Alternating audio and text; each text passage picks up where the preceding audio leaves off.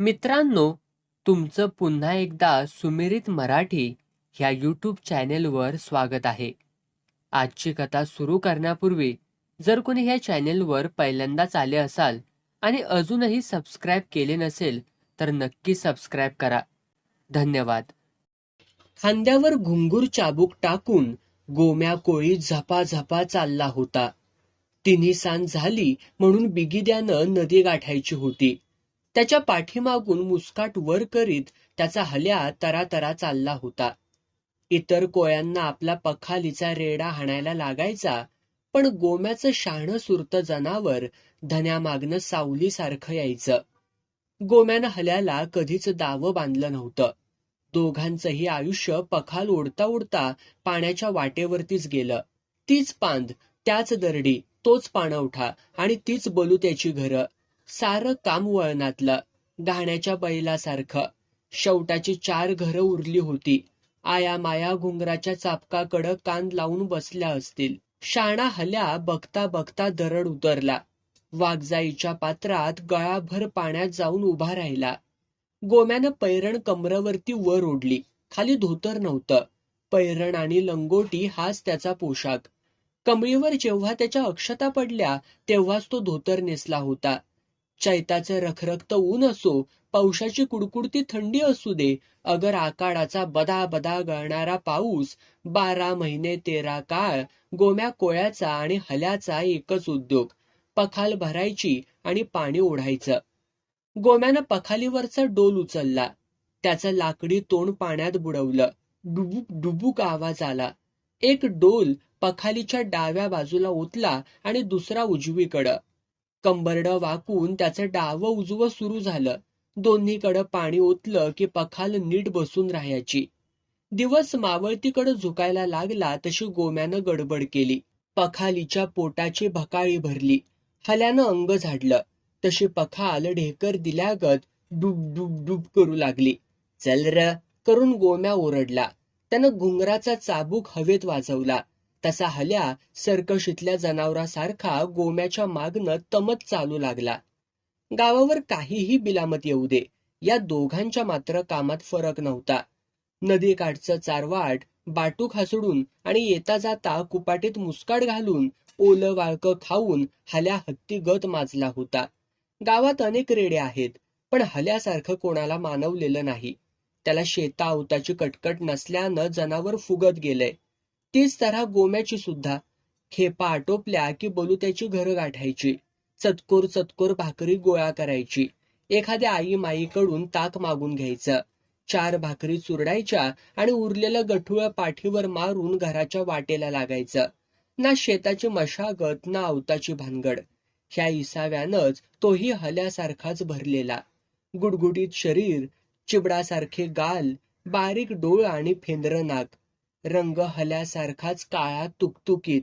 जांभळीकरांना तर शंकाच यायची, गोम्या आणि हल्या गेल्या जन्मी जुळे भाऊ असले पाहिजेत. तिन्ही सांजेचा गार वारा सुटलेला. गावच्या काळीत पेरवीच्या आणि केळीच्या अनेक बागा. बागांना वरचेवर पाणी सोडलेलं असायचं. रानाच्या अंगातून गारठा निघायचाच नाही. खलाटीच्या रानानंच गोम्यानं वर जांभळी गावाकडं नजर टाकली. लाडोबाच्या डोंगराच्या उताराला 1000-1200 लोक वस्तीची जांभळी वसलेली. गाव हिरव्या झाडांच्या दाटीत हरवलेला. तरी पण गावातली काही उंच रंगीत माडीची घरं, लाला जाधवाचा वाडा, दत्तू करवंदेचं 3 मजल्यांचं घर, बामणाच्या दिगू अण्णाचा वाडा लांबूनही दिसायचे. गाव पांढरी भोवतीनं चिवारींचा तट, त्यामुळं गावाची शोभा आगळीच भासायची. जांभळीच्या वर तिकडे डोंगरामध्ये देवबन होतं. दाट झाडीची राई, त्यातलं लाडोबाचं पत्र्याचं देऊळ सुद्धा उठून दिसत होतं. मावळतीची किरणं देवळावरती फाकलेली. वरून डोंगराकडून गावाकडे येणारी पांद आता पोथीला बसल्यागत बडबडू लागली. गाई म्हशींच्या गळ्यातल्या घंटांनी आणि गुराख्यांच्या आरोळ्यांनी पांद भरून गेलेली. लाडोबाच्या दरडीवरून खाली ब्या ब्या करीत शेरडं शेपट्या उडवीत धावत येत होती. खलाटीच्या बाजूची जनावरं सुद्धा पाणवठ्याच्या पांदीत येऊन मिसळली. तसा गोम्याचा हल्या टवकारला. मारकुटी शिंग करून दुसऱ्या जनावरांवरती ठिसकारू लागला. गोम्या झटक्यानं पुढं झाला आणि हल्याचं मुस्काट धरून चालू लागला. गावंदरीला मारुतीचं देऊळ लागलं. 10 वर्षांमागेच मुंबईवाल्यांनी वर्गणी काढून बांधलेलं. देवळाच्या भोवतीनं चिंचेचं बन होतं. चिंचा पिकून वास सुटलेला. 12 मासांत मारुतीची संगत करणारी 10-12 माकडं इच करीत चिंचेवरून देवळावर आणि देवळावरून चिंचेवरती उड्या मारित होती.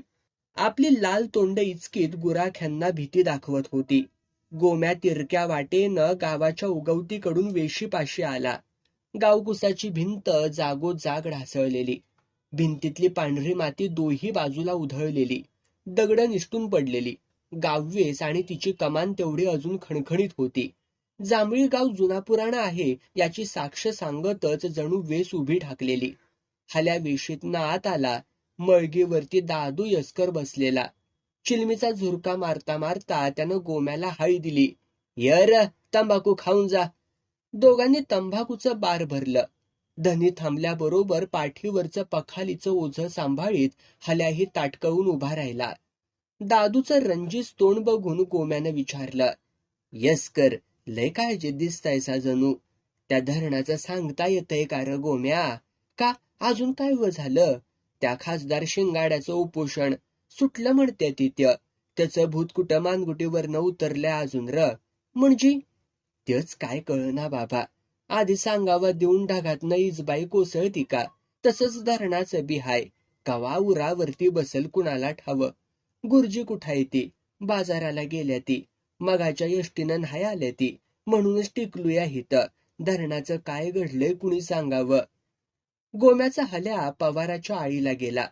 पवारणी कमरवरती हात ठेवून हल्याचीच वाट बघत उभ्या होत्या. दिवस बुडला तरी रांजण रिकामं होतं. न सांगता हल्या दारातल्या रांजणाच्या कट्ट्यावरती उभा राहिला. दारादारांत रांजण मारलेले, जमिनीच्या पातळीवरती. हल्या जाऊन नेमका उभा राहायचा. 2 पाय पुढं आणि 2 पाय मागं. मधोमध रांजण. एकदा पखाल भरली की वरची तोंड चिडीचूप. आता पखालीच्या खालच्या अंगच्या गाठी सोडल्या की पाण्याची धार आपोआप रांजणात पडायची. रांजण भरला म्हणजे गोम्या पुन्हा गाठ मारायचा.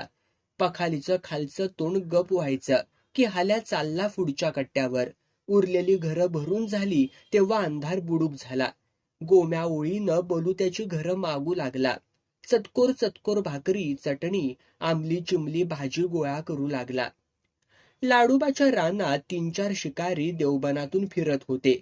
सावधगिरीनं दपकत दचकत पाय टाकीत होते. पायाखालची वाळली पानंही चुकवीत होते. जनावरांना वास लागला तर काय करायचं? काखेच्या काडतूस भरल्या बंदुका उसासे टाकीत होत्या. मोरक्यानं मुंडाशाच्या तिड्यात कपाळाच्या वरती खोचून बॅटरी बांधलेली. हवी तेव्हा ती गपकन डोळे उघडायची आणि मिटायची. दरीतली जनावरं पाणस्थळाकडं सरकू लागलेली. देवबनाजवळ बारकीशी तळी होती. तिथं झाडोऱ्याच्या आडोशाला रान जनावरं नित्रास यायची. निवांत पाणी घोटायची आणि उड्या मारीत बाजूच्या जाळवंडात घुसायची. देवबन म्हणजे लाडूबाच्या जवळचा 10-15 एकराचा घनदाट झाडीचा डाग. तिथं आंब्या जांभळीची ऐनाची दाट झाडी, किर्र जाळवंड. आजूबाजूची रानं उजाड झाली. पण देवबनातल्या कसपटाला सुद्धा कुऱ्हाड लावली तर त्याचा वंशखंड होतो म्हणतात. या भीतीनंच झाडं आबादाने राहिलेली. पाण्याच्या आशेनं जनावरं रात्रीची तळीवरती धाव घ्यायची. हिथं शिकारी बरोबर डाव साधायचे. तळीच्या काठावर दबकती पावलं थांबली. शिकाऱ्यांनी श्वास रोखले. तळीतल्या काळ्या पाण्यावरती नजर टाकली.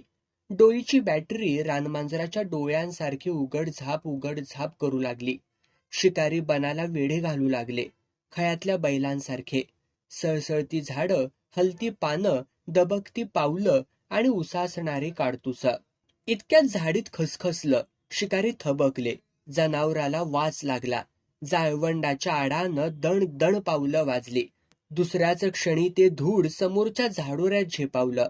बॅटरी टवकारली. घोडा सुटला. ठो ठो आवाज झाला. पाखरांनी गलका केला. वाघळा चित्कारल्या. कडेकपारींत बंदुकीचा आवाज घुमला. पण जनावरानं नजरबंदी करून हुलकावणी दिली. शिकारी चुकचुकले. झाडीतून झेपा घेत भेकर साऱ्या रानातनं धावू लागला. क्रॅक क्रॅक करून खोकू लागला. घाला आला र पळा पळा. बेकराचा इशारा रानानं ताडला. रान शहारलं. हरिण, ससे, लाव्हे, रानडुकर, दऱ्या, घया साऱ्यांनी कान टवकारले. घाला आला रे, घाला आला. रातची 7ची मसणमाळ गाडी गेली आणि गाव हबकला. या यष्टीनं कोणीच जांभळीत उतरलं नाही. यष्टी सुरू होता होता पोरांनी ओरडून विचारलं तेव्हा आतून एक जण ओरडला, सारसने अटक झाल्या तिकडं. पुरी जांभळी हादरली. ही धरणाचीच काहीतरी भानगड नक्कीच असणार. जांभळी धरण योजना पूर्ण व्हावी या मागणीसाठी खासदार शिंगाडे पाटील 15 दिवसामागं आमरण उपोषणाला बसलेले. उपोषणाचे 8 दिवस लोटले आणि इकडं धरणात बुडणाऱ्या जांभळीसह 6 गावांच्या नाकाला दम लागला. धरण होणार म्हणजे गाव बुडणार. 7 पिढ्यांचा संसार घेऊन कोणत्या वाटेनं पुढा तिकडं मुलूक थोडा करायचा. शिंगाडे पाटील म्हणजे जुना जाणता पुढारी. पार मुंबई दिल्लीपर्यंत उडबस त्याची, दबदबा. त्याच्या उपोषणानं खालपासून थेट वरतोपर्यंत चक्र हल्ली एवढं मात्र खरं. नाहीतर 2 दिवसामागं लाल दिव्याच्या गाडीनं मंत्री रातचा फापलत वागे ठाण्याला कशाला आला असता. DSP, कलेक्टर, इंजिनियर लोक असा बराच खल झाला म्हणतात. कोणास ठावं आई काळूबाईच्या मनात काय आहे. यष्टीतली मसणमाळची माणसं उगाच ओरडली होय. खासदाराच्या उपोषणानंच काहीतरी घोटाळा केलाय हे मात्र नक्की. वागेठाणच्या आठवडे बाजारात काहीतरी घडलंय ही बातमी गावात वणव्यासारखी पसरली. पण नेमकं काय घडलंय तेच मात्र कळत नव्हतं. बापई मंडळींना झखडलं असेल तर बाई माणसं माघारी का राहिली. रातची मुक्कामाची गाडी येईतोपर्यंत कशाचाच दुम लागणार नव्हता. हटवटीत काळूबाईच्या दारात पंचायतीजवळ माणसं घोळक्यानं गोळा झाली. दबक्या आवाजात बोलू लागली. बाजारकरी 7च्याच गाडीनं यायचे. पण आज कोणीच न आल्यानं गावाचं काळीज धाकधूक धाकधूक करीत होतं. जांभळीत गारठा वाढला. कुडकुडता गाव डोळ्यांत जीव आणून यष्टीची वाट बघू लागला. हातातली घुंगराची काठी पायावर मारीत बेचैन झालेला दादू यसकर मळगीत बसलेला. तो बसल्या जागेवरून वेशीतून पल्याड बघित होता. कधी यायची यष्टी. त्याच्या जीवाला तर दांडगा घोर पडलेला. यसकराचा धाकटा भाऊ वसंता खैरमोडे मास्तर बाजारला गेलेला. उगाच सुखाचा जीव दुखात घालून गेली 10 वर्षे त्यानं चळवळ चालू केलेली. काही बी होऊ देत पण धरण होऊ देणार नाही ही त्याची गर्जना असायची. मास्तराच्या माग सारी जांभळी उभी होती. पण कशाला त्याने ह्या तिढ्यात पडावं. मस्त सरकारी नोकरी सांभाळावी. धरण होऊ दे नाहीतर आणखी बला येऊ दे. जे गावचं होईल ते आपलंही होईल. दादूचा बाप पण गावचा यसकर होता. त्यानं वेस राखली. घुंगराच्या काठीच्या तालावर गाव सांभाळला. वसंता मास्तरला वाढवला. वाफाका काय ते करून मास्तर केला. पण त्याच्या डोक्यात हे धरणाचं खूळ. पहिली 4 वर्ष कोयनेकडे नोकरी केली आणि इकडं बदली झाल्यावर आधी मरण मग धरण असं बरळायलाच लागला. दादू यसकर अनेक वेळा बोलायचा, वसंता काय करायचंय तुला, तू तुझी नोकरी सांभाळ की रे. असं कसं आबा, आपण यसकर गाव सांभाळायला नको का आपण. जहाल खैरमोडे मास्तरावरती अनेकांचा डोळा होता. कुठं तिड्यात गाठतील आणि नोकरी काढून घेतील सांगता यायचं नाही. दादू यसकर कंटाळून उठला आणि घुंगराची काठी वाजवीत हाटवटीकडे आला. तिथंच बाजूला काळूबाई होती. गावातली उरली सुरली बायका पोरं कालवा करीत घाबरून आपापसामध्ये बोलत होती. गावातली जाणती माणसं खैरमोडे गुरुजी, लिंबाजी पाटील, सभापती लाला जाधव, वाणी उदीम सारी बाजारात अडकलेली. त्यांच्या माघारी पोरं सोरं जे तोंडाला येईल ते बडबडत होती. गोम्या बसलेला. गोम्या कोळ्याचा पण पाय निघत नव्हता. हाटवटीच्या लिंबाच्या झाडाबुडी तो दात टोकरत बसलेला. 12 गावच्या भाकरी मागून पाठीवर मारून तो बसला. त्याच्या हल्याला वाट माहीत होती. हल्याच्या पाठीवर त्यानं 2 लाडाचे दणके दिले आणि त्याला हाकलला. एकटा हल्याच दारात आला म्हणून गोम्याची लेक काळजीनं चावडीकडे आली. गोम्यानं भाकरीचं गाठोडं तिच्या हवाली केलं आणि तिथंच ठाण मांडलं. पेरू आणि केळीच्या पाट्या विकायला गेलेली थोरली दोन्ही पोरं का आली नाहीत म्हणून म्हातारा पांडू यताळा हाटवटीत आला आणि काळजीनं गाडीची वाट बघू लागला. उलट्या डोक्याचा पवाराचा बाबू तणतणत बोलला, त्या शिंगाड्यानं शिंग मारलं वाटतं. कोण डरतो त्याला, एकटा खैरमोडे गुरुजी बाहेर राहू दे, ताणून मारल सगळ्यांना तो, बहिरो बोलला. रात्र वाढेल तशी माणसं चुळबुळू लागली. स्टँडला लागूनच वडाच्या झाडात काळूबाई होती. 15-20 मणाचा मोठा लांबरुंद पत्थर. तीच गावची काळूबाई. बिनमंदिराची, वडालिंबाच्या सावलीत राहणारी आणि गावाची राखण करणारी. तिच्या पुढ्यातला निवद गोळा करून जेवणे वेळेलाच बामणाचा दिगू अण्णा आपल्या वाड्याकडे जायचा. आज तालुक्यातला तो प्रकार कळताच बऱ्याच लोकांनी काळूबाईकडे धावणं घेतलं. कौल लावले. गाव धरणात बुडणार नाही हे दिगू अण्णानं उघड्या छातीवर हात ठेवून सांगितलं. बऱ्याच जणांचे कौल लावून झाले. बुडाला मुंग्या लागल्यानं बसून कंटाळलेला दिगू अण्णा उठला. त्यानं देवीच्या पुढ्यातला निवद गोळा केला, उपारण्यात बांधला. हळदी कुंकवात भिजलेले पैसे पुसून कनवटीला लावले. दिगू अण्णा घराकडे जायला निघाला तरी आया मायांचं कोंडाळ हलेच ना. सुताराची धुरपदा काळजीनं विचारू लागली, गाव बुडल व्हय धरणात? दिगू अण्णा कातावला. काळूबाईकडं बोट दाखवून साऱ्यांना खेकसून विचारू लागला, आई पाण्यात बुडल असं वाटतंय व्हय तुम्हाला? आया मायांनी मानेनं नाही केलं. नाही नव, मग आम्ही कसं बुडू? जोवर आय हाय तवर आम्ही हाऊत हे किती जागृत स्थान हाय, कल्पना हाय त्या इंजनारांना. धरण बांधण्यापूर्वी त्या शिंच्यांना म्हणावं, या आईच्या पायावर डोकं ठेवा, मग विद्या उतरल तुमची. हा. उघडा बंब दिगू अण्णा आपलं जाडजूड पोट सांभाळीत वाड्याकडं निघाला. पण हाटवटीतील गर्दी बघून त्याचेही पाय रुतले. बावरल्यासारखं तोंड करून तोही इकडं तिकडं बघू लागला. गारठा वाढला. शेकोट्या पेटल्या. खोळंबलेली माणसं उगवतीकडं माना वळवून बघू लागली. एकाएकी उगवतीच्या वेशीवर यष्टीची लाईट दिसली. सारे लगबगीनं उठून उभे राहिले. एकदाची 1.5 तास उशीर करून यष्टी भस्कन गावात शिरली आणि गुरगुरत हाटवटीत येऊन उभी राहिली. गाडीतून एक एक बाजार करीण उतरली. बापई माणूस कोणीच दिसेना. तसा गाव हबकला. अरे काय झालंय तरी काय, काय झालंय? जो तो हाक मारू लागला. तशा बाजार करणी सरकारचं मड बशिवलं, पोलिसांच्या दाराला शिरं ठोकलं, अशा शेलक्या शेलक्या शिव्या देत खाली उतरल्या. हातातली काठी फिरवीत पांडू यताळानं हाळी दिली. तुमच्या आईला काय झालंय ते सांगा की र पहिलं. काय हुयाचं? गावाचं वाटोळं झालं. सांगाल का नाही आता? बंडू नावी खेकसला. दुपारी मिटिंगला म्हणून बाजारात जांभळीचा दिसलाय तो माणूस मामलेदारानं उचलून नेलाय. साऱ्यांसनी डांबले पोलीस ठाण्यावरती. आमच्या ह्यासनी बी धरले मुडद्यांनी. सणगराची नकुसा बोलली. पुरी हकीकत कळाली. बाजाराला गेलेला जांभळी बुद्रुकचा कोणीही माणूस माघारा आला नव्हता. ज्यांच्या पेरूच्या केळीच्या पाट्या बाजारात होत्या त्या तशाच टाकून पोलीस त्यांना घेऊन गेले. आया मायांनी फळफळावळ भाजीपाला मातीच्या मोलानं विकला. गावाचा कोंडवाडा झाला.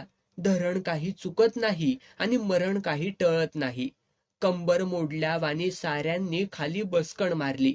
आता पुढं काय करायचं? दंगा झाला. यस्करानं न साधवता गाव गोळा झाला. हाटवटीच्या धुराळ्यात सभा सुरू झाली. दिगू अण्णा बगलेतला निवद तसाच धरून आवासून पुढं बघत होता. यस्कराच्या पोटात तर भीतीचा गोळा उठलेला. त्यानं घुंगराची काठी पोटावरती जाम आवळून धरलेली. पांडू यताळा आपारल्यागत किलकिल डोळं करू लागलेला. गोम्या कोळी आपल्या हल्यागत मुस्काट करून तशाच डोळ्यानं काय घडतंय ते बघू लागला. बाजूच्या पिंपरणीची पानं गावकऱ्यांच्या काळजासारखी लट हालत होती. अंगातली थंडीच निघेना.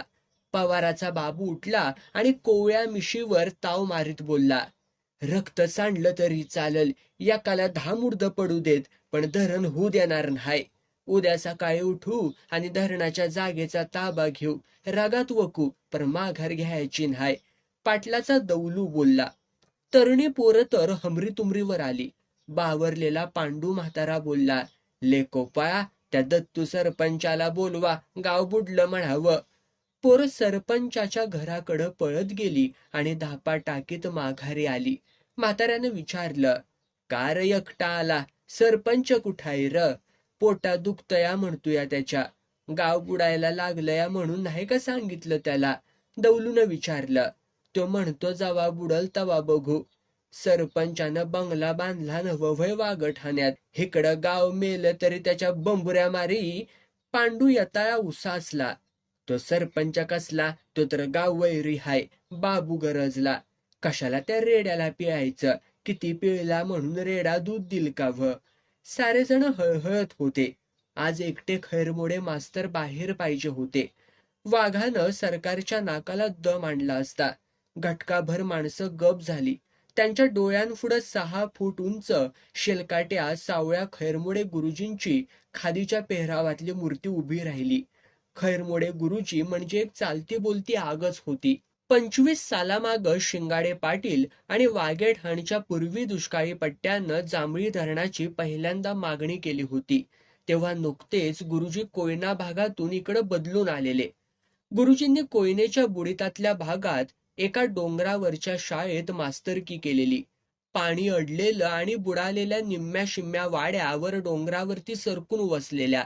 3 वाड्यांवरची पोरं डोंगर पालथा घालून एका शाळेत गोळा व्हायची. बहिरोबाच्या अंधाऱ्या देवळातली ती शाळा. वीज कोयनेला, समृद्धी महाराष्ट्राला आणि भिकेची थाळी धरणग्रस्तांना. शाळेत दुपारी 4 वाजताच अंधार पडायचा. रॉकेलला पैसा नाही म्हणून धरणग्रस्त चुलीच्या उजेडातच जेवण उरकायचे. पोरं साडूच्या मातीनं कपडे धुवायची. शेरडा करडा मागं पळायची. पोस्टकार्ड टाकायला 8 मैल खाली कॉलनीवर जायचं. 4 पोरं शिकावीत म्हणून मास्तरांनी आटापिटा केला. 2 वर्ष उन्हा पावसाशी 2 हात केले. पण एक दिवस व्हायचं तेच झालं. पुरेशा गणसंख्येअभावी शाळा बंद असा सरकारी हुकूम आला. गुरुजींनी ते गाव सोडलं आणि आपल्या भागात आले. कोणी धरणाचं नाव काढलं की त्यांचं मस्तक भणभणायचं. कुडलेले पिचलेले माणसांतून उठलेले ते धरणग्रस्त आठवायचे. तेव्हापासून झोपेतून जागे होताना सुद्धा गुरुजी ओरडतात, आधी मरण आणि मगच धरण. गुरुजी मावळतीच्या ओढ्या पलीकडील महारवाड्यात जन्माला आलेले. त्यांनी यस्कराची घुंगराची काठी वाजवीत गेली 15 वर्षे गाव जागता ठेवला होता. धरणात बुडणारी जांभळी वाचविण्यासाठी त्यांनी चालवलेला आटापिटा, पुनर्वसनाची जोरदार मागणी, मोर्चे, सत्याग्रह ही सारी धडपड बघून गावकरी मावळतीचा ओढा विसरून गेले होते. गुरुजी गावकऱ्यांच्या काळजाची कळ झालेले. कैक वेळा गुरुजी म्हणजेच जांभळी बुद्रुक असं वाघेठाण तालुक्याला वाटायचं. तेच गुरुजी आज सरकारी सापळ्यात सापडले. सारी कावरी बावरी होऊन एकमेकाला विचारू लागली, आता गुरुजींच्या माघारी व काय करायचं. धरणाच्या जागेचा ताबा सोडायचा नाही. तरणी पोरं ओरडली. तसंच करूया, म्हातारा जालिंदर बोलला. पहाट पहाट उठायचं, 4 दिवसाच्या भाकरी बांधायच्या. दिवस उगवायच्या आधी धरणाच्या जागेवर जाऊन ठाण मांडायचं. आता मरायचंच. तरणी पोरं गरजली. तेवढ्यात भोसल्याची पांगळी ताराक्का कुणाच्या तरी खांद्यावर बसून आली. सभेत खासदार शिंगाड्याचं नाव घेऊन टाळ्या पिटू लागली. शिंगाड्या, तुझं वाटुळ वाटुळ होईल, तुझं सरकार मरल, तुझं दार लागल. बघा पोरांनो, विचार करा. जालिंदर म्हातारा इशारा देऊन बोलला. किती दिस तुरुंगाची हवा खावी लागल सांगता याचं नाही. रगत वाकावं लागल. वाकायचं, आधी मरण आणि मगच धरण. सारास मंत गरजून गेला. गर्जना चालल्या असतानाच ताया कांबळे दारू पिऊन ऱ्हास होऊन आला. घटकाभर त्यानं सभा न्याहाळली आणि फिदी फिदी करून हसू लागला. बोलला, काय सभा चालल्या वाटतं. पर लेको, तुम्ही सगळी मरणार. सरकार तुम्हासनी बुडवून मारणार. हे शेण्याच्या कांद्या, लाग वाटेला. बाबू गरजला. त्या मास्तराच्या नादाला लागतायचा लेको. एवढा मोठा पाकिस्तान्या, त्याला बी चिरडून मारला आपल्या सरकारनं. आणि तुम्ही र काय करणार हायसा वाकडं. मुठभर गाव आणि करंगळी एवढा तो मास्तर त्याच्या आईला त्याच्या. तायाची जीभ ढिली झाली तसा बाबू पवार पुढं धावला. त्यानं तायाची गचोटीच धरली आणि त्याच्या दोन्ही गालावर 2 सणसणीत हाणल्या. तसा ताया उलटा होऊन खाली पडला. तिडबिडत उठला आणि अंधारात गाव बुडणार असं बरळत बरळत निघून गेला. सभा संपत आली. दिगू पुढं झाला. त्यानं काळूबाईचा अंगारा काढला आणि प्रत्येकाच्या कपाळाला लावला. माणसं चरकून बाजूच्या काळूबाईकडे बघू लागली. झाडझाडोरा वाऱ्यानं हलत होता. काळूबाईच्या अंगावरचे आजूबाजूचे वाघाटीचे आणि लांबथानीचे वेल सळसळत होते. हबकल्या मनानं म्हातारी माणसं देवीला हात जोडीत होती. ओठातल्या ओठात पुटपुटत होती, आये आये, लेकरांची चूक पदरात घाल. गावाचे राखण कर ग माते. उद्याच्या तयारीसाठी सारे उठले. आपापल्या घराकडे गेले. पण डोईवर बसलेली काळूबाई उतरत नव्हती. किती दिवसामागं हा जांभळी गाव वसला असेल. दिगू अण्णाचा पुण्याचा पोरगा सांगतो, गाव प्राचीन, नदीकाठची संस्कृती, म्हणून तर गावाला कूस आहे, वेशीची कमान आहे. काळूबाई तर गावाच्या आधीचीच असली पाहिजे. आधी देव उतरतो आणि मग गाव वसतो. सख्या गुरव सांगतो, मुंबईची मुंबादेवी म्हणजे काळूबाईची पाठची बहीण. तिला राजा महाराजागत मुंबईत दिली हाय आणि ही वनवाशी बहीण सह्याद्रीच्या दऱ्यांत वाघजाईच्या काठी गरीब गावाची राखण करीत राहिली. 50 वर्षामागं दिगू बामणाच्या म्हाताऱ्यानं वाडा बांधला. जाधवाचाही वाडा झाला आणि वशा गुरुवाच्या स्वप्नात काळूबाई आली. डोळ्यांत पाणी आणून म्हणाली, गुलामांनो, साऱ्यांनी वाडं बांधलं तर माड्या बांधल्या, पर मी गाव सांभाळीत उन्हा पावसात मरतीया. माझ्या आडुशाचं बघाल का न्हाय? वशा गुरुवानं स्वप्नातच वचन देऊन टाकलं, आई, तुला गाव उघड्यावरती पडू देणार न्हाय. तेव्हा आईनंच बजावलं, नीट विचार करा आणि मगच माझ्या नादाला लागा. माझं देऊळ बांधायचं असल तर दिस बुडल्यावरच कामाला सुरुवात करायची आणि उगवत्या अंगाला दिसाचा गोंडा फुटायच्या आधी काम पुरं झालं पाहिजे. एका रातीतच देऊळ बांधून पुरं करायचं. सारा लाकूड फाटा, दगड दिस बुडल्यावरतीच गोळा करायची. जर देऊळ निम्म्यातच राहिलं तर गावाचं वाटुळ वाटुळ होईल मेल्यांनो. काळूबाईचा पण अनेक पिढ्यांना माहीत होता, म्हणून तर देवळाच्या नादी कोणी लागलं नव्हतं. वशा गुरुवाच्या स्वप्नात पुन्हा एकदा आई आली. कळवळून बोलली. जांभळीला वाईट वाटलं. आईला उन्हापावसात थंडी वाऱ्यात ठेवून आपणच घराच्या उभीला कसं काय पडायचं? गावाचा खल झाला. जांभळीची वस्ती तेव्हा 500ची होती. मुंबईला परगावी राहणाऱ्या गावकऱ्यांना निरोप गेले, लवकर या, आईचं काम तेवढं उरकून टाकूया. सारे गावकरी गोळा झाले. मुहूर्त बघितला. दिवस बुडताना मंदिराच्या कामाला नेटानं सुरुवात झाली. कोण पाया खोदतोय तर कोण झाडं तोडतोय, कोण फळ्या रांधतोय, कोणी दगडी रचतोय. चिल्या पिल्यांसह गावानं कंबर बांधलेली. 15-20 काकडे पेटलेले. त्याच्या उजेडात बांधकामाला जोर चढलेला. मध्यान्ह रात्र झाली. सारे आवरा आवरा म्हणीत एकमेकाला हाळी देऊ लागले. बघता बघता भिंती भुईतून उगवू लागल्या, वाढू लागल्या. मध्यान्नीच्या शेंड्यापर्यंत आल्या. गडबडीनं रिपा मारून पाखं चढवायला सुरुवात झाली. नेमका दाद्या सुतार पिऊन आलेला. रिपा मारता मारता तो गडबडला आणि आड्यासह भोपळ्यासारखा खालच्या खाली आपटला. त्याच्या अंगावरती आडं पडलेलं. ते बाजूला करता करता यळ झाला.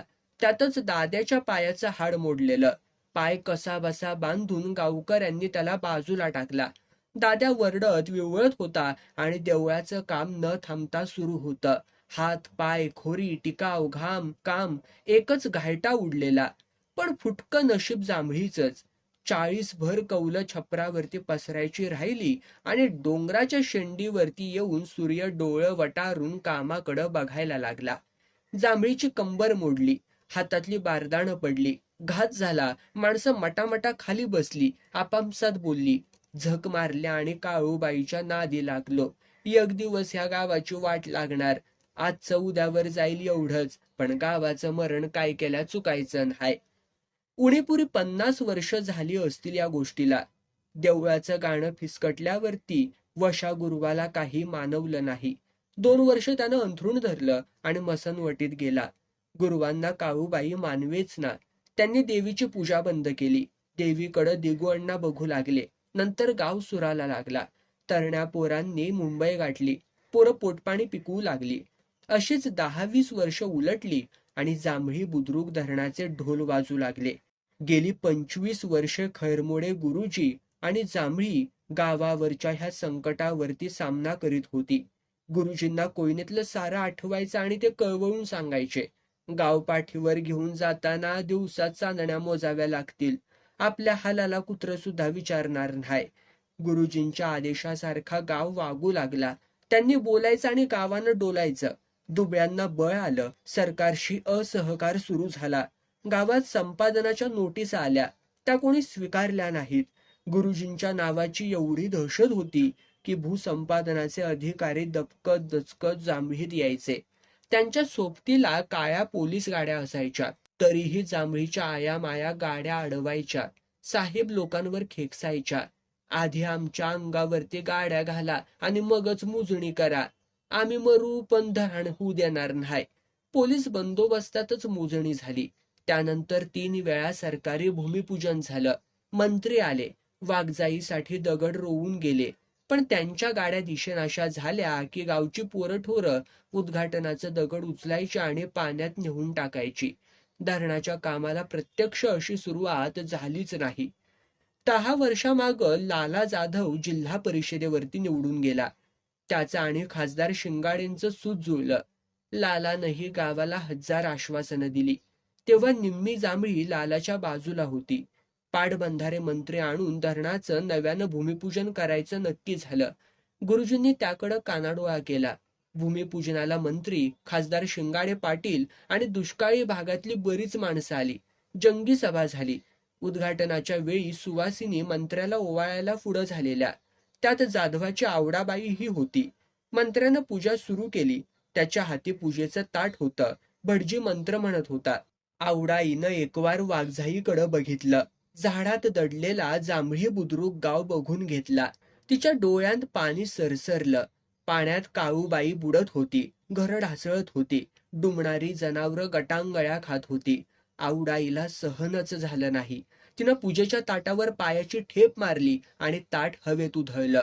सुवासिनींनी मंत्र्याला गराडा घातला. दंगल झाली. साहेब लोकांच्या गाडीवर दगडं पडली. आवडाई ओरडत होती. तुमचं संसार फुलायसाठी आमची राखरांगोळी करता? तुम्हाला आया बहिणी घर संसार हाय का नाय? पोलीस कमी होते. मंत्र्यांनी आणि अधिकाऱ्यांनी माघार घेतली. भूमिपूजन उधळलं. दुसऱ्या दिवशी निम्म्या गावाला अटक झाली. आवडाई, खैरमोडे गुरुजी, पांडू यताळासह अनेकांना बंद केलं. 6 दिवस सर्वांनी जेलची हवा खाल्ली. जांभळी खोड्यात अडकली होती. शिंगाडे पाटलाच्या उपोषणानं पुन्हा नाग जिता झालेला. चावतोय का सोडतोय, धरण होऊ द्यायचं नाही हा गुरुजींचा अट्टहास होता. टांगती तलवार डोईवर तशीच होती.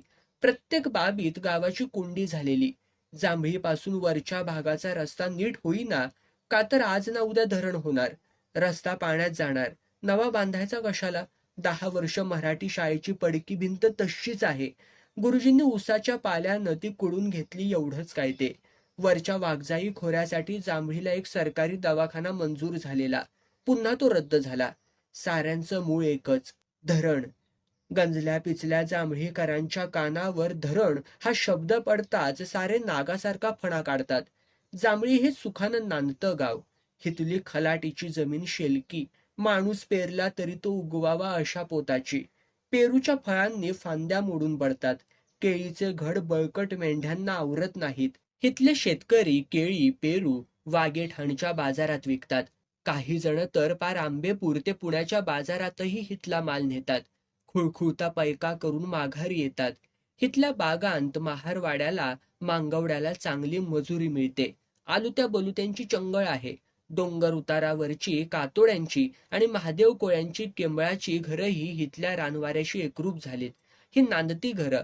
नांदता गाव मोडायचा आणि उद्या कोणाच्या वळचळणीला अवघडून उभं राहायचं. जांभळीला धड झोप लागत नव्हती. वाकळत पडलेली माणसं उणती दुणती होत होती. काही जण हाटवतीतच घोंगडं खालीवर टाकून मुरगळून पडलेले. चिवारीच्या बेटातून झाडांतून चावरं वारं वाहत होतं. पाखरं पिलांना पोटाशी कवटाळत होती. वडावरच्या वाघळा चित्कारत होत्या. रस्ते आणि पांदीच्या वाटा अंगावरती लाल माती पांघरून निपचित पडलेल्या. देवबनातल्या भेकरांना गुंगारा दिलेला. शिकाऱ्यांनी त्याची पाठ धरलेली. अंधारात चकवा देऊन भेकर पुढं झेपावत होतं. मोठ्यानं खोकत होतं. ओढ्या वगळीतून, दरी डागीतून उभं रान साधवत होतं. गाहला आला रे गाहला आला, गाहला आला रे गाहला आला, पळा पळा.